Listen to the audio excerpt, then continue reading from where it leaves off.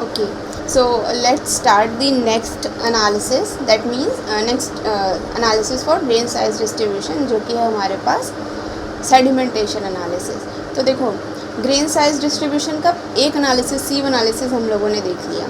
अब ये सीव एनालिसिस में बेसिकली क्या होता था कि आप जो है क्या कर रहे हो कि जो भी पार्टिकल साइज़ 75 माइक्रोन से बड़े हैं उनको आप क्या करते हो, सीव्स के थ्रू साइजेस को डिफरेंट फ्रैक्शंस को डिस्ट्रीब्यूट कर देते हो। ठीक है, कि मतलब इतने पार्टिकल साइज से ये इस सॉइल में इतने परसेंटेज ये पर्टिकुलर ग्रेन साइज़ है।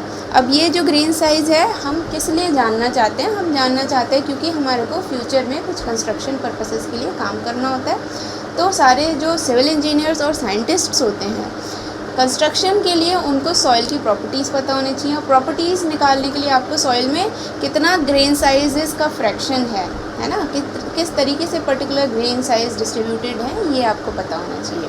तो जो आपके पास सैंडी सॉइल हो गई, ग्रेवल्स हो गए, उनका डिस्ट्रीब्यूशन हम लोगों ने सीव एनालिसिस से किया।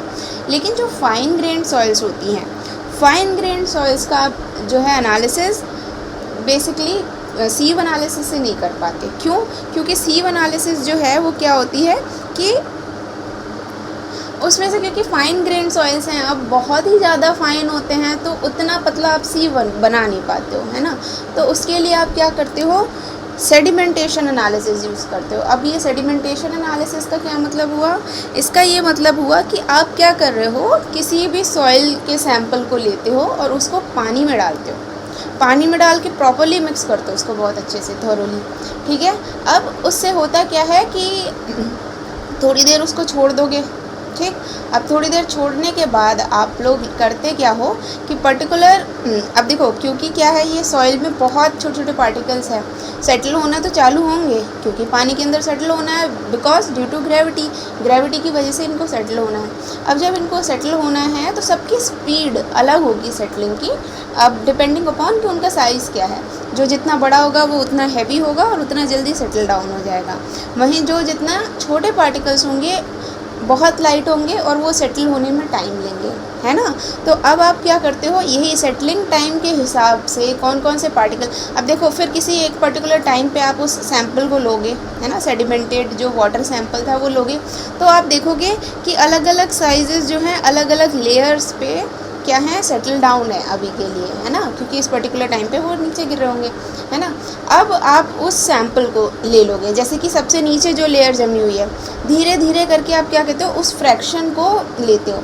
और फ्रैक्शन को लेके अब आप करोगे क्या, जैसे कि मान लो कलर वाइज भी आप डिफरेंस देख सकते हो, है ना, कि सॉइल जो है उस जो भी आपने बीकर लिया या किसी और इंस्ट्रूमेंट में उस सॉइल को लिया है, अब उसमें आप देखो कलर वाइज भी डिसाइड कर सकते हो कि लाइटर कलर होगा मतलब थोड़े से पार्टिकल ऊपर सेटल हैं, फिर उससे ज़्यादा है नीचे, फिर बहुत ज़्यादा हैवी पार्टिकल्स है पूरी तरह से सेटल डाउन है। तो ये डिफरेंट फ्रैक्शंस जो है ना वो आप उठाते हो। ठीक, अब वो फ्रैक्शंस उठाने के लिए आप क्या करोगे, आप लोगे कुछ ऐसी चीज़ें लेते हो, देखो क्योंकि अगर आपने हिला के सीधे पोर करना चाहा फिर मिक्सड हो जाएगी। तो आप इंस्ट्रूमेंट जैसे पिपेट यूज़ करते हो, है ना। पिपेट हम लोगों ने 11th-12th में किया हुआ है, सबने पिपेट मेथड केमिस्ट्री में देखा ही होगा। वही पिपेट्स का यूज़ करते हो आप किसके लिए, उसको सक करने के लिए सॉइल को। इतना पार्ट हमने लिया और फिर आगे उस पार्ट को आप क्या करोगे, मान लो थोड़ा पार्ट उठाया जितने तक एक लेयर आपको ऐसा फील हो रहा था कि ये लेयर है जिसमें इतने पर्टिकुलर साइजेस मतलब एक जैसे साइजेस दिख रहे हैं, उनको उठाया आपने और फिर उसको ड्राई होने छोड़ा। ड्राई होने छोड़ा और आपको पता है कि आपने इनिशियल कितना सैंपल डाला था। अब ड्राई होने के बाद जब आपने चेक किया कि उस जो सैंपल बचा उसका वेट किया, उसको वेट मेजर किया और देखा, फिर आपको पता चला इनिशियल इतना था और ये पर्टिकुलर वेट इतना है और उसका साइज़ तो आपको पता चल ही जाएगा कि साइजेस क्या होंगे। साइज़ वगैरह सब निकालने का हमारे पास चीज़ें होती हैं। अब यहाँ देखो, अब तो इस चीज़ को आप बोलते हो बेसिकली सेडिमेंटेशन एनालिसिस। बाकी और साइजेस का आपने पिपेट के थ्रू यूज़ किया, फिर उसको आपने ड्राई किया और ड्राई करने के बाद मेजर किया, तो अलग अलग फ्रैक्शन ऑफ ग्रेन साइज़ का वेट आपको मिल जाएगा इन द टोटल सॉइल। तो आपको इससे फ्रैक्शंस पता चल जाएंगे कि जो आपका जो सॉइल था यानी जिसका साइज़ 75 माइक्रोन से कम था उसमें और भी कितने साइजेस इन्वॉल्व हैं उससे छोटे वाले, ठीक है। अब ये सैंड की तरफ भी जा सकता है। मान लो अगर सैंडी सिल्टी सॉइल हुई आपकी तो उसमें क्या है कि मिक्स्ड है, मतलब फाइन भी है ना, और थोड़ा सा कोर्सर का भी पार्ट है। तो इस तरह की सॉइल्स की एनालिसिस करने के लिए आपको सेडिमेंटेशन एनालिसिस की ज़रूरत पड़ती है। तो बेसिकली इसे आप कहते हो सेडिमेंटेशन एनालिसिस। अब देखो जैसे कि मैंने यहाँ लिखा हुआ है कि इसको डिटरमाइन करने के लिए आपके पास क्या होगा, जो है soil fraction finer than 75 micron का आप यूज़ करोगे, और it is based on Stokes law. अब ये स्टोक्स लॉ क्या होता है? स्टोक्स लॉ हम सबको ही पता है कि ये जो पार्टिकल्स होते हैं बहुत छोटे, उनकी वेलोसिटी को क्या करता है, रिलेट करता है, ठीक। उनकी डेंसिटी, ग्रेविटी, ये सब इन सब चीज़ों से अभी आगे देखेंगे। तो अब states that the settling velocity of a spherical fine particle through a liquid are different for different sizes, है ना, क्योंकि अलग अलग साइजेस के लिए सेटलिंग वेलोसिटी अलग अलग होती है किसी भी पार्टिकल के लिए, ठीक है। अब ये आपके दो तरीके से परफॉर्म करी जा सकती है। आप या तो पिपेट से उठा लो, काम आपको वही करना है कि मेनली आप सैंपल लोगे, कुछ वेट आपका नॉन वेट का सैंपल लोगे थोड़ा सा, और उसको मिक्स करोगे थोरोली पानी में, फिर वेट करोगे उसके सेटल होने का।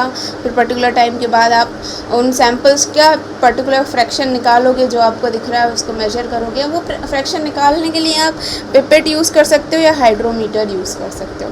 दो मेथड्स हैं आपके पास। अब ये जो स्टोक्स लॉ है, देखो ये आपका स्टोक्स लॉ है, ये आपने एनवायरनमेंट में भी पढ़ा होगा बहुत। जब भी आप सेडिमेंटेशन एनालिसिस पढ़ते हो आप ये पक्का पढ़ते हो। इसमें क्या है कि कोई भी पार्टिकल जो है, ठीक, वो सेटल होता है अपनी एक पर्टिकुलर वेलोसिटी से।